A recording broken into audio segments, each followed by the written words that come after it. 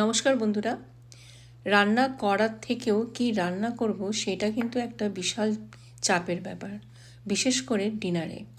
তো আজকে ডিনারে আমি আলু, পেঁয়াজ আর বিনসের একটা তরকারি করে নিলাম, সাথে পরোটা আর মিষ্টি। এটা কিন্তু খুব তাড়াতাড়ি হয়েও যায় আর খুব একটা বেশি মশলাও লাগে না। এখানে বিনস, আলু আর পেঁয়াজকে খুব ভালো করে ধুয়ে আমি এরকম লম্বা লম্বা করে কেটে নিয়ে একটা বাটির মধ্যে সব কিছুকে একসাথে নিয়ে নিয়েছিলাম। এবারে কড়াইতে সর্ষের তেল গরম করে এটাকে আমি দিয়ে দেবো, দিয়ে স্বাদ মতো নুন দিয়ে ভালো করে ভাজতে হবে।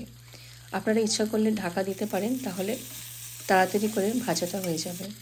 যখন মোটামুটি এটা ভাজা হয়ে যাবে তখন ঢাকা খুলে সামান্য পরিমাণে হলুদ দিয়ে কিছুক্ষণ নাড়াচাড়া করে আমরা এখানে জল দিয়ে ঢাকা দিয়ে রেখে দেবো। এটা দেখবেন আস্তে আস্তে তারপরে সেদ্ধ হয়ে যাবে, কিন্তু একদম পুরো জলটা শুকাবেন না।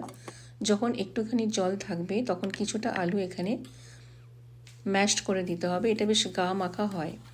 সাথে গরম গরম পরোটা বা লুচি থাকলে কিন্তু এই তরকারিটা খেতে দারুণ লাগে। তো এটাই ছিল আজকে আমাদের ডিনার, পরোটা, আলু বিনসের চচ্চড়ি আর সাথে কালাকাঁদ আর অবশ্যই নতুন গুড়।